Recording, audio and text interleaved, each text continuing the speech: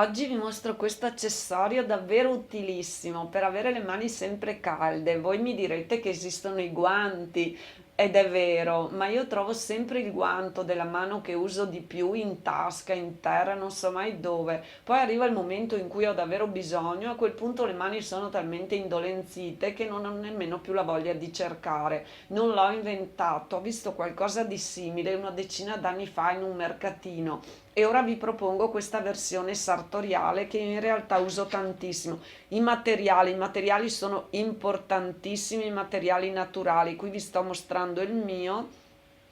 Questa che vedete, di cui vi sto mostrando l'effetto peloso, è una morbidissima pura lana vergine da cappotti. Vedete, e l'altro potete utilizzare un velour oppure una lana cotta, sempre lane che non fanno passare il vento. Lo spessore deve essere abbastanza notevole, però attenzione perché poi queste parti vanno cucite insieme, quindi la vostra macchina da cucire le dovrà gestire bene. Le dimensioni, il lato dei miei due quadrati identici, 36 o 37 centimetri. Ripeto, due quadrati identici, 36 o 37 centimetri di lato.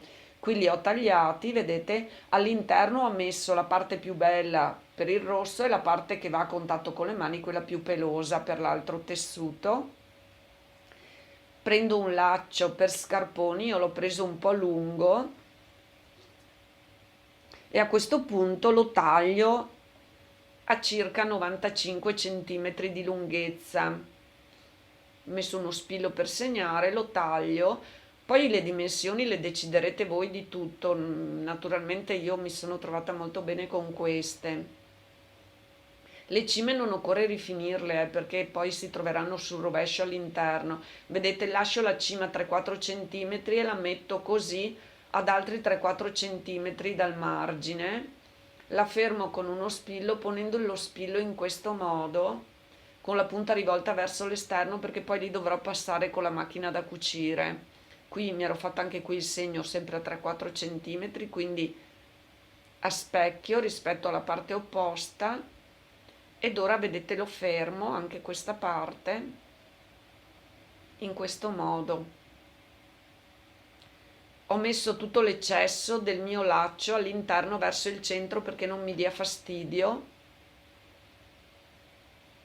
e adesso subito mi appresto a fermare il tutto con gli spilli. Io farò tutto adesso con gli spilli, ma naturalmente sarebbe bene imbastire queste parti, così sarete più precisi.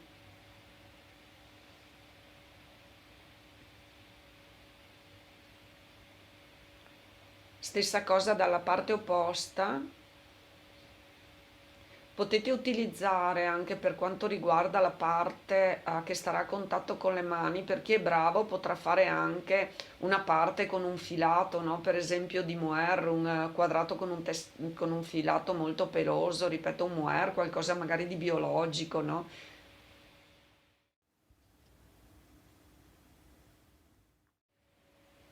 E qui faccio le mie due cuciture verticali, qui le ho già effettuate, quindi provvedo a togliere gli spilli.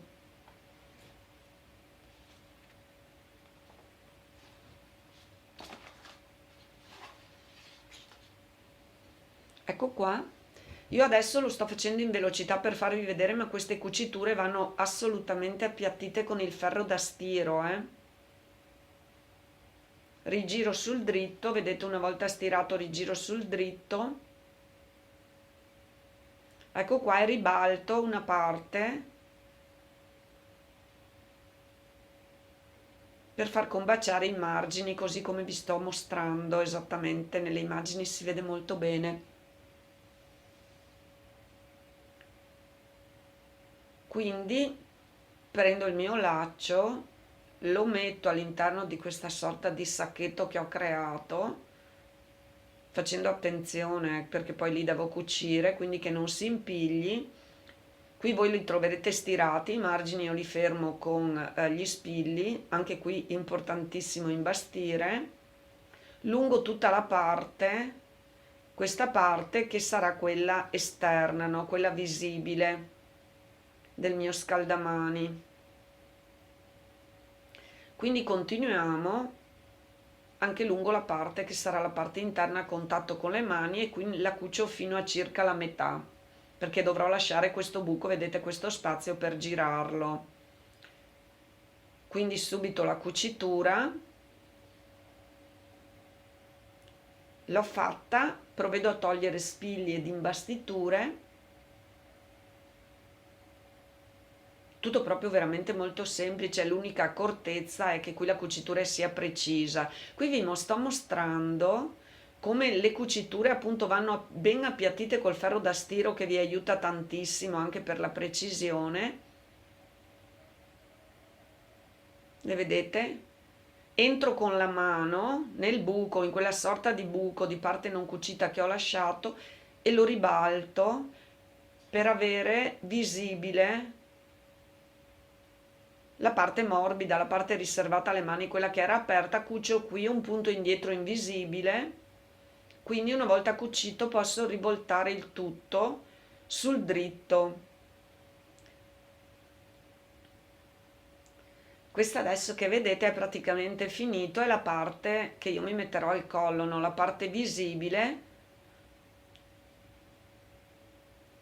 Una bella cucitura qui intorno. Una volta fatta, procedo col rivoltare così a mano questi lembi in modo da creare questo bel effetto. Ecco, per quando inserirò le mani, no? Che mi agevolerà anche l'inserimento delle mani nella morbidezza che troverò. Io vi ringrazio tantissimo, spero che vi sia stato utile. Alla prossima.